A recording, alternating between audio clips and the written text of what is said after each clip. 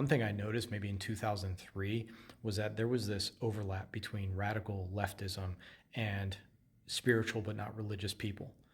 Very, very frequently, I would talk to spiritual but not religious people. I actually include myself in that camp to a certain extent, but I would talk to friends and acquaintances who were spiritual but not religious, and politics would come up. And it was really amazing, even though they didn't really follow politics too closely, everything they believed overlapped with woke progressivism, with leftism. I wrote a paper a very long time ago called Spiritual Liberalism or Spiritual Leftism, and I was kind of going through and detailing these conversations I was having with people who were in various spiritual communities, who did yoga, meditation, said namaste and bowed their head, all of those type of people. Very, they were very nice people for the most part. However, they did have this sort of viciousness underneath, and of course they had, because they're aligning with politically extreme beliefs, they have unexamined views, so there were a lot of contradictions there. Like they would say kind of snarky things about capitalism, but then they all had their dream walls, and they were trying to attract abundance into their life via the capitalist system. So there were things like that, and they never lived in bad neighborhoods, but they never were around violent people. But they were convinced that the prison system should be like completely changed or altered, and people in prison were just needed to be talked to. Somebody didn't talk to them when they were little, just kind of like woke, progressive, naive ideas about reality, that there aren't bad people, that war was just, a lack of communication, and, so on and so forth, and that they were the good, sort of holy, angelic people, and that because they were spiritual, their political intuitions must also be right. Their political inklings, because they were such good spiritual people, must also be dead on. So I started studying this, and the one thing I'll say is, if you pushed them in a certain direction, right? If like, for instance, if you would say sometimes war is necessary, right? And I was a spiritual but not religious person, but I was like a conservative in that sphere, which was it's a weird combination, I know, but spiritual conservatism would probably be, if you had to give me a label, something like that. And anyways, I would say, regarding the Iraq War, like I could make a defense of it.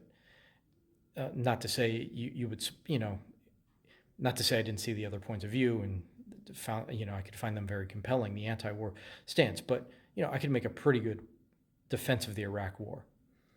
And you would see these new age spiritual but not religious people who like were obsessed with compassion and being unconditionally loving and accepting, like in a moment switch, become vicious, say nasty things to you, whether it was in a conversation, or if it was like in a forum or something. I have screenshots somewhere on a forum. I got to find them, of the nasty comments I would get, because I would, my essential, just in a nutshell, my essential defense of Iraq was, well, Saddam is a villain, and even if he doesn't have nuclear weapons now, he might get them. Second, the Iraqis have suffered under Saddam for so long. Is it ever truly evil to help get rid of a dictator? The third thing I always said was, I think what was coming after Saddam were his two sons, Uday and Qusay, which would have made Iraq even worse, more of a hellhole. And the fourth thing I would always say is, the point of going into Iraq was to establish a democracy in the Middle East, to give freedom in the Middle East, right, to the Iraqis, and hopefully, because Iraq is so geographically central, that maybe it spreads to Iran and the neighboring countries, neighboring regions, like a free market economy with democracy. I think it was worth defending. Now, of course, the counters to that are very strong, that it's not possible there, right? That because of tribalism, Sunni, Shia splits, et cetera, it's infeasible. A book was written at the time called Imperial Hubris. Anyways, but I would make this case that the reason I support the Iraq War, if I support it, is because I want to give the Iraqis a chance to get out from under the thumb of Saddam. That's the reason I would support it, and to prevent them from having to deal with Uday and Qusay. And also, like, if Saddam doesn't have nukes now, like the idea that Saddam wouldn't go for nuclear weapons, or hadn't tried to go for nuclear weapons, he did. There's a book called Bomb in My Garden. Saddam was trying to build a nuke, okay? But, whether he was doing it at that time or stopped it, a lot of that came down to Saddam bluffing, But anyways, about having nukes or having weapons or whatever. So anyways, it should be a conversation And I would always acknowledge, I used to have long debates with people about the Iraq War, and most people, especially in New York City, were against it, and they made very compelling arguments. I think, the stronger arguments, the arguments against the Iraq War were strong. Anyways, you think you could have a reasonable discussion with spiritual but not religious people, but no, they became vicious. Essentially, if you supported the Iraq War, tried to support the Iraq War in any way, you were called like a demon or a devil. No matter how much you qualified it and said, look, I know there's downsides to this. I know it could,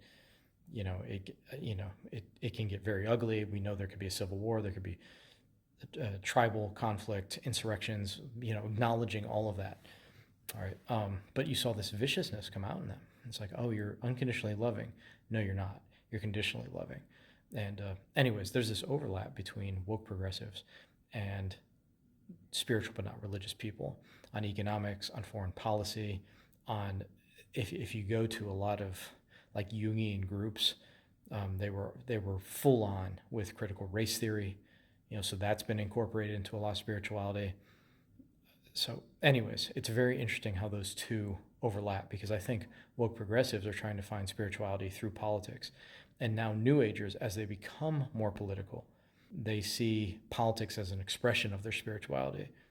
And because they have a naive understanding of spirituality, in my opinion, and human nature, they think, well, everybody should have money, right? Everybody should be able to do what they want to do, attract what they want to attract in their life. They should be able to be what they want to be.